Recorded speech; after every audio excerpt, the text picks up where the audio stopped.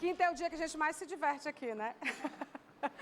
A gente faz selfie. Vem aqui, Bob, deixa eu dar um abraço em você, assim, pessoalmente, publicamente. Agora a gente vai chamar a entrevista da Fabiola Bergamo, que é a designer, uma das, né, queridinhas do Brasil. Gente, esse é o Bob, que está de aniversário essa semana. Eu não sei mais nem qual é o dia do aniversário dele. Eu não posso dar um beijo, um amasso no clone lá em cima, né? Mas eu queria beijar você como se eu estivesse beijando o clone também. Então, esse beijo aqui é para você. Do outro lado, é pro clone, tá bom? Feliz aniversário. Chama aí a Fabiola Bergamo. Vamos ver a nacional dessa semana. Fabiola Bergamo é a entrevista nacional do Falando Nisso essa semana. Ela é uma das designers do Brasil mais conhecidas e celebradas no exterior pela formação dela, mas também pela forma de pensar, pelas suas percepções, convicções e o que ela tem se inspirado, baseado no artesanato brasileiro. É um modo de pensar que a gente precisa aprender. Pela tua formação na Europa, na Itália, com participações em estúdios importantes em Milão, na Alemanha, você acabou aprendendo uma forma do design que interessa ao Brasil. Particularmente agora, quando a gente vive a segunda década do século XXI e que a gente precisa mais do que nunca urgente valorizar o que é nosso. Como nós começamos em relação ao que é nosso no Brasil, com o design e principalmente valorizando o nosso artesanato. Fabiola, bem-vindo ao nosso programa. Obrigada. Começamos por aí. Então, assim, a minha experiência na Europa me mostrou algumas coisas. Eu, antes de ir para a Itália, eu trabalhava no Brasil desenhando eletroeletrônicos e eletrodomésticos. Então, a minha formação enquanto designer de mobiliário, de iluminação, começou na Itália, na verdade. Depois que eu fiz o mestrado, fiquei trabalhando lá e aí eu entrei nesse universo. E lá você vê, eu sempre falo que é muito mais fácil ser designer na Europa do que aqui. Imagino. Porque você vai na indústria e eles têm, as pessoas que trabalham dentro da indústria têm uma paixão pelo design, que você chega com uma coisa inovadora, eles olham e falam assim, eu nunca fiz isso, mas eu vou conseguir fazer. Aqui no Brasil tem uma postura que é o contrário. Você chega na fábrica e geralmente eles falam, não, isso não dá pra fazer. Não vai dar pra fazer. Não, já e não é não dá pra fazer assim, dá pra fazer diferente. Não dá pra fazer. Então isso dificulta bastante o nosso trabalho. Então porque você tem que vocês ser dependem muito, desse realizar, essa desse produzir. parceria é um pouco complicada ainda. Tá mudando muito, mas é uma parceria que tá começando a ser um pouco mais fácil. Que bom que você não desistiu, complicado. né? Não, eu não desisto nunca. Que bom que você não... Por que você resolveu ser designer? Nossa, eu nem sei, faz tanto tempo. Porque assim, foi uma coisa meio interessante, porque eu sou uma pessoa de exatas, então eu adorava física, matemática, eu quase fiz faculdade de física. Mas eu tinha esse lado do criar também, eu gostava muito de desenhar. Então, eu achei que o design, ele unia um pouco essas duas coisas. Porque ele tem a coisa do criar, mas ele tem uma coisa de regras também, né? Tem ergonomia, tem fabricação, então tem uma coisa prática, né, da profissão, que é um lado que me interessa também. Então, unir essas duas paixões minhas, vamos dizer assim. Desde 1996, você faz um diagnóstico preciso do que produzimos, onde produzimos, como produzimos. Você tem uma ideia formada a respeito desse artesanato com a conexão com o design, que é a tua área, que é a tua especialidade, Fabiola? Então, eu tive a sorte... Porque assim, primeiro eu sou curiosa, né? Então assim, na minha época, quando eu me formei, tinha as pessoas que elas escolhiam. Vou desenhar automóvel, vou desenhar isso e se focava. Eu sempre quis, então eu já desenhei desde joia até cenário para teatro. Eu acho que quanto mais você abre, uma informação complementa a outra. E nesse universo meio aberto meu, eu comecei a fazer esses projetos com artesanato. E isso me deu uma possibilidade que eu não teria de outra maneira, porque eu já fui para lugares, por exemplo, eu trabalhei no Pará, num lugar que fica a 29 horas de barco de Belém. Eu fui 3 vezes para lá e voltei. ninguém iria sair de São Paulo e falar, eu vou passar umas férias num lugar que fica 29 horas de barco de Belém. Então, assim, esses lugares eu não teria conhecido de outra maneira. E com isso eu conheci não só os lugares, mas as matérias-primas e as técnicas que eu não conhecia. E eu lembro que o que mais me impactou no começo e que eu tinha vontade de sair gritando para todo mundo é o tempo que leva e o quanto é complicado o processo de fabricação dessas peças. Então, até uma sugestão minha logo no começo para todos esses projetos é coloquem no tag do produto o tempo de manufatura. Porque a gente que é leigo, você olha, principalmente falando de fibra, de bordado, renda... Sim, tem que saber o tempo que aquilo leva. Você olha e você não tem noção. Então, a pessoa te cobra um preço, você não sabe se tá barato, se tá caro, como é que é. Só que quando você passa uma semana lá e vê o tempo que leva para fazer aquela peça, e até antes de fazer a peça, tira a fibra, seca a fibra, trata, às vezes torce a fibra, para começar a fazer. Aí começa a fazer e demora uma semana para fazer um cestinho, você fala, gente... Você tem que pagar o triplo. Tem que pagar 300, 400 reais nesse negócio. Então, assim, mas eu tenho essa visão porque eu fui nesses lugares e eu fiquei sentada lá uma semana trabalhando com eles. Então, eu pude ver. E é bacana ouvir isso de uma pessoa como você, porque a maioria das pessoas acha que o fato de ser feito à mão por uma pessoa simples não tem tanto valor. Acha que quando é industrial até tem mais valor, e é o contrário. Você me falava ainda há pouco de uma pirâmide, né? Inclusive me falava que porque como o Stark de repente faz algo que tem um valor de mercado, quando você encontra em grande quantidade que passa por processo industrial. Porque a gente estava falando, por que de repente grandes arquitetos ou grandes designers no mundo inteiro resolveram fazer coisas que são mais acessíveis e resolveram nos presentear. Vocês resolveram nos presentear com a capacidade de criação de vocês, e isso ficou mais acessível. Por quê? Hoje em dia, por que o Philippe Starck e todos os designers assim podem fazer peças mais acessíveis? Porque as indústrias que têm alta tecnologia, parque industrial grande, com injetoras, começaram também a absorver design, né? Então, quando você tem uma alta tecnologia... E um interesse do mercado em fazer isso... Você consegue fazer peças com uma tiragem tão grande que o valor unitário é mais baixo. O artesanato não tem tecnologia, né? Ele tem técnica. Ele é feito 1 a 1. Então, não tem condição dele ser vendido por um preço tão baixo. Porque, assim, tem técnicas que a pessoa consegue fazer 1 por semana. É único, é uma peça única, e 1 por né? semana, você faz uma conta simples. E um é diferente do outro. Se a pessoa vender por R$10, o máximo que ela vai ganhar por mês, trabalhando 8 horas por dia, são R$40. Não dá, Então, assim, não dá, porque tem técnicas que nem você sendo o melhor artesão da comunidade... você consegue fazer mais rápido do que em 3, 4 dias. Aqui no Piauí, o que você encontrou que te impressionou, que você achou que é bom, que é muito bom, que é competitivo, que dentro desse diagnóstico nacional que você tem do artesanato brasileiro, que é bem interessante, porque você é uma especialista nessa área, é muito bom?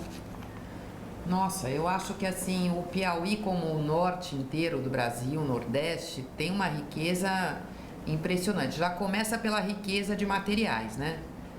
Aqui tem o buriti, tantas pessoas que trabalham com buriti com técnicas diferentes, né? Tem buriti como mobiliário, né? Que usam o talo do buriti, eu já fiz com um grupo. Tem buriti como mosaico, que eles fazem aqueles painéis de revestimento. Tem buriti a fibra, que fazem trançada ou costurada, como esse senhor que eu fui visitar hoje, o seu Inácio. Então, assim, tem uma quantidade enorme de fibras, tem uma quantidade enorme de bordados super requintados. Como eu estou fazendo para o Sebrae um trabalho em Oeiras, e lá tem um ponto cruz que é assim precioso. Você pode olhar à frente o verso, é de chorar de bem feito, assim, sabe? Então, lindo. Tem um crochê super importante também lá, que eles faziam cenas em crochê, que estão dentro da igreja. Então fazem os anjos, a catedral, tudo em crochê. Então, uma outra coisa que eu vi aqui que é muito impactante é a arte santeira. Então, assim, é de uma qualidade, é de uma coisa tão refinada. E se você vai em São Paulo, em algumas galerias de arte mesmo, você encontra a arte santeira daqui. E aqui eu não vejo ser tão valorizado. Porque, inclusive, assim, eu não vejo muito em uma galeria de arte ter arte santeira aqui, né? E a qualidade, assim, o quanto essa arte santeira é reconhecida por experts do Brasil de arte, em todo lugar você fala e eles conhecem.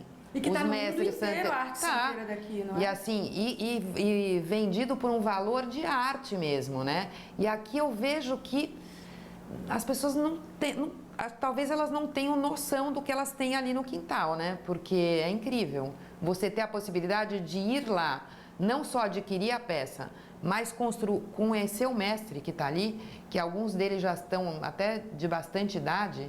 Você ter essa possibilidade é incrível, né? Feito esse diagnóstico, por exemplo, no nosso estado com o que temos, qual é o próximo passo? Como que funciona essa roda hoje de diagnóstico, de mercado, de valorização do que é o artesanato desses lugares? Como que funciona isso? Explica pra gente essa valorização. Olha, eu acho que não só aqui no Piauí, mas como em todos os lugares, o que acontece, que eu acho que o único estado que é muito bem sucedido nisso é Minas, tá? Eu acho que sempre o que falta é a ponta de comercialização, ou seja, é um mercado que pode pagar melhor por esses produtos, porque eles são muito lentos de manufatura, que esse mercado entenda o valor desses produtos. Como eu estava te falando antes, o artesão, ele foi por muito tempo menosprezado. E as pessoas viam o artesanato, chegavam lá, eu estava vendendo por 10, não dá para fazer por 5, né? Essa coisa deu para o artesão uma sensação de menos-valia. Então, ele diminuiu a qualidade do próprio produto porque ele passou a não dar valor para isso. Sim. Mas com todas essas iniciativas, esse valor já mudou, ele já dá esse valor. Então, você vai em certos lugares onde o produto artesanal está super bem feito e super refinado. O que falta um pouco, que em Minas tem, porque todo mundo sabe que o artesanato mineiro é muito bom e as pessoas vão para Minas comprar artesanato. Agora, globalmente falando, a gente tem algo acontecendo, como por exemplo, a guru da moda, que é a holandesa Lee Delcourt, que ela aponta hoje ao retorno às formas orgânicas como a grande tendência de tudo, de mercado, de artesanato, de moda, e que dita isso com propriedade por ser quem ela é. E a gente vê globalmente isso acontecendo conectado à sustentabilidade, conectado a outros pensamentos e outras práticas que o Brasil precisa aprender fora de ilhas como Minas, por exemplo. A gente está muito longe disso, na tua opinião, Fabiola? Olha, eu acho que já mudou muito. O que você pensa também sobre isso Eu acho que em 20 anos quase que eu trabalho com artesanato, mudou muito, muito, muito, muito. Porque o artesanato não era valorizado de maneira nenhuma no Brasil. Maneira nenhuma. Nesses 20 anos, com todas essas iniciativas do Sebrae, de ONGs, né? Mudou muito, muito. Já tem muita gente que valoriza, tem várias lojas bacanas, não é lojinha de artesanato em rodoviária, tem loja bacana que vende design por um preço interessante, né? Já tem um público que aceita muito, mas eu acho que podia estar muito melhor. E o design brasileiro associar, não que a gente está falando do artesanato, mas o design brasileiro cresceu lá fora? Cresceu, tem várias pessoas super conhecidas. Muita gente acontecendo, não é? Muita gente acontecendo, mas você vê, por exemplo, os Campanas, que foram... Os Campanas eu acho que é um case bem interessante para mostrar como é que é esse universo. Eles faziam esse trabalho com a mesma qualidade que eles fazem hoje por, sei lá, pelo menos 20 anos. Ninguém dava valor no Brasil. Nenhuma indústria queria produzir os produtos deles, nenhuma loja queria vender, com raríssimas exceções. Quando o Máximo Morosi, da Edra, viu a poltrona vermelha deles numa mostra lá na Itália e pegou para a Edra, as mesmas lojas, porque a poltrona vermelha tinha sido lançada aqui primeiro, os mesmos lojistas que acharam uma bobagem quiseram a poltrona. Quando foi para fora... Quando foi para fora. Então, assim, isso é uma coisa que o designer brasileiro, às vezes, ele sofre muito. Porque tem uma madeira no Brasil que eu adoro, que chama roxinho, que eu acho uma madeira maravilhosa. Eu sempre falo, quando o roxinho vai ser moda na Feira de Milão?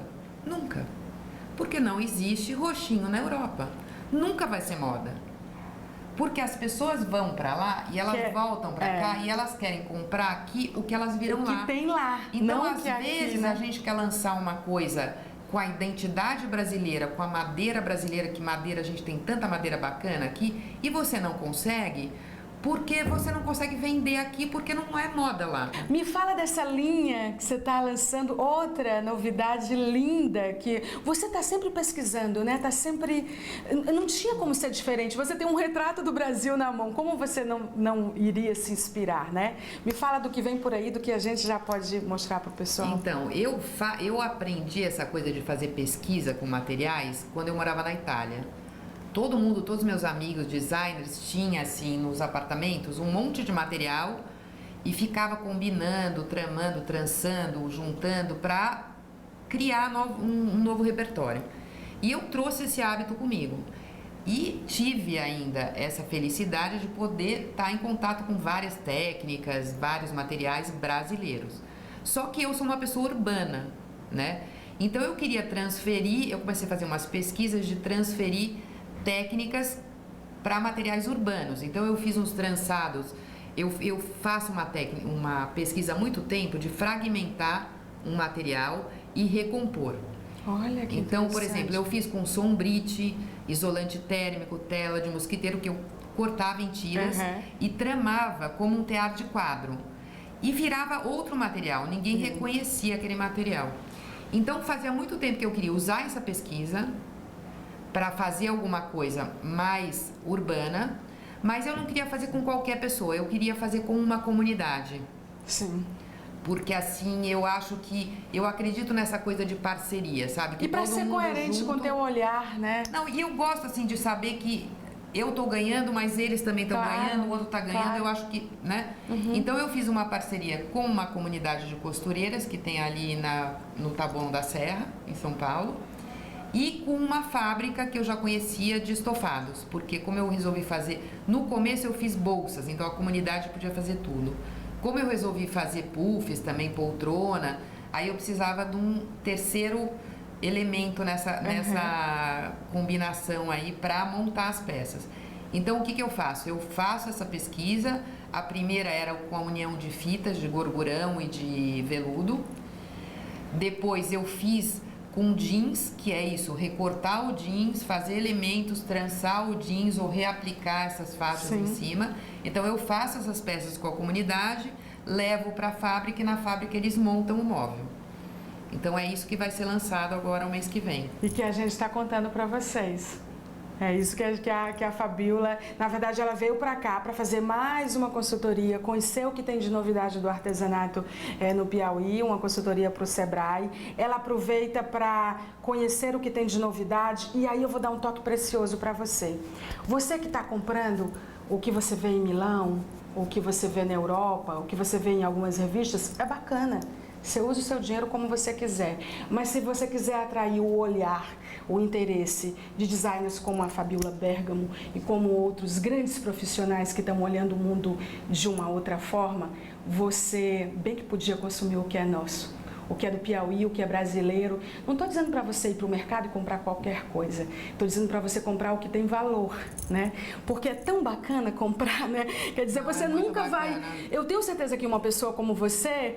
Quando entra no lugar, não estou dizendo que você é como eu, jornalista 24 horas, mas você como designer, você entra no lugar e você vai perceber, algo vai te roubar a atenção se for made in Piauí, made in Brasil. Não, e assim, a sua personalidade, você traduz no ambiente, por exemplo, você tem todos os móveis importados, né, de design mais modernos, assim. Se você tem algumas peças de artesanato e de arte popular também, isso é que dá identidade para o seu ambiente. Sim. Porque senão o seu ambiente pode ser igual a qualquer um outro que comprou os mesmos móveis. Então, a gente tem que mostrar a nossa identidade É o através nosso do nosso DNA, lugar. tem que ter uma assinatura, gente. Você não tem uma certidão de nascimento? Então, o nosso DNA, a assinatura, tem que estar aqui. Esse ambiente aqui, por exemplo, olha essa peça que é orgânica aqui atrás. A gente está, aliás, queria agradecer, a gente está na Casa Porã, do arquiteto Áureo Tupinambá Rodrigues Júnior e outros sócios, né? É uma casa que é cheia de coisas piauienses, né? De referência. Tem luminárias de formas orgânicas, tem telas piauienses, tem a espada de São Jorge ali atrás da Fabíola. Enfim, a gente escolheu esse lugar aqui porque é um lugar de arquitetura e de design para receber uma designer que é mundial, quer dizer, que está de olho em tudo. A gente ia levar ela para onde? Tinha que ser na Casa Porã. Adorei conversar com você, porque é tão bom a gente conversar com quem entende o Brasil do jeito que o Brasil é mesmo, sabe? Não, e esse Brasil é tão grande, tão grande. Nossa, você é uma privilegiada. Sou. Você roda pra caramba. Eu vi, essa semana que eu cheguei, eu vi naquela coisa de temperatura. Sim. Aqui estava 34 graus e São Paulo estava 14. Aí eu postei até como esse Brasil é incrível. No mesmo país, 20 graus de diferença de temperatura. Se a temperatura é diferente, imagina o que se produz. É um continente, né? Então, assim, tem tanta coisa, nossa, muita coisa. Imagina o que essa mulher não conhece, gente. Ela já andou pelo Brasil todo, ela conhece o Brasil todo. É um privilégio poder entrevistar no nosso quadro de entrevista nacional a Fabíola Bergamo. Claro que dava para falar muito mais, mas a gente deixa para uma próxima, né? A parte 2. Obrigada, Fabíola. Obrigada. Falei para ela que aqui são 2 beijos. Ela disse que adora. Eu vou lançar a campanha dos 3 beijos, depois eu conto. Voltamos aos estúdios. Vamos agora chamar o recado do Werner, que está no 2º piso do Teresina Shopping. Tem uma equipe qualificada sensacional na área da beleza. Vamos ver. Werner Coifer está no mercado de beleza há 25 anos e seu principal conceito é proporcionar beleza e bem-estar às pessoas. Atendimento personalizado com espaço exclusivo e padronizado em um ambiente moderno e sofisticado. Temos uma equipe de profissionais altamente capacitados que estão sempre em constantes especializações. Serviços e produtos exclusivos para cada tipo de necessidade dos nossos clientes. Werner Coifer, loja 370, 2º andar, Teresina Shopping. Hora de agradecer, queria agradecer a Bruna Lira e Caine do estúdio com retratos. Gente, parecem gêmeas. Tem certeza que não são irmãs? Tem certeza? Olha o cabelo, o perfil. Essas meninas fazem fotos lindas de mulheres grávidas, né? Mamães, os filhos, família. É bem bonito o trabalho que elas fazem, viu? Não deixa de contratar, não, porque a gente gosta muito. Elas que fizeram os bastidores do nosso programa. Essa semana você vai encontrar fotos da Juliana Albano e banda, foto da Faculdade Inspirade. Todo mundo que passou pelo nosso programa está lá no Falando Nisso, Meio Norte. É um universo paralelo do nosso programa, tudo que já foi ao ar, o que vem por aí. É bem bacana, também na nossa fanpage Falando Nisso MN. Não deixa de mandar e-mail pra gente, falandonisso@meunorte.com, com suas sugestões de entrevistas, de sofá, de inspiração, de conteúdo de plateia, críticas também, tá? Manda pra gente porque você é super importante, tá? Queria agradecer aos acessórios da Golden Plated, a Bioestética Hair, amo os cabelos, ao make-up do Bill Oliver. Bill, você é sensacional. Queria agradecer ao Grupo Quero Refrigerantes. Você que ficou na nossa cola até agora, muito obrigada. Juliana, vocês arrasaram, soletrado dessa forma. Agradecendo, viu, pelo convite. Obrigada. Muito obrigada, foi um prazer estar aqui. Os meninos também adoraram. Também adorei vocês. Vocês voltam mais vezes? Ah, com certeza. Voltem, por favor. Queria estar te entregando essa lembrancinha aqui da minha logomarca. Olha, gente, a Juliana tem uma caneca que eu queria ter igual aquela do Jô. Eu não queria aquele microfone assim, que até o Jô já desistiu. Olha, produção, eu queria uma caneca assim, pra gente ficar servindo os nossos convidados. Olha que linda, gente, que chique. Arrasou na produção. Muito legal. Vou ficar com ela aqui. Agora é bom porque eu tenho água o tempo todo. Vou ficar com a caneca dela aqui. Duvido que falte água. Obrigada, obrigada, Faculdade Inspirar. Você que ficou na nossa cola até agora. Vamos encerrar com Juliana Albano e a gente se vê amanhã nos melhores momentos. Tchau!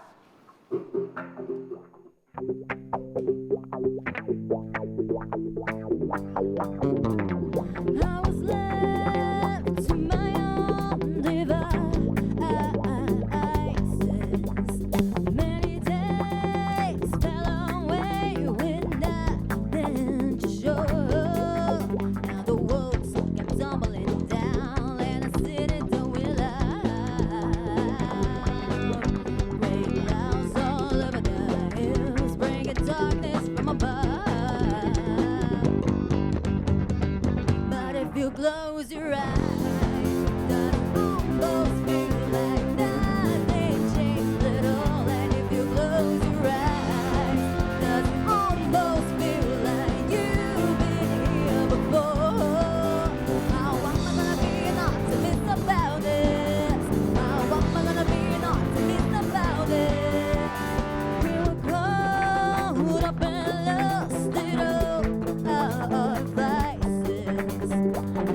above.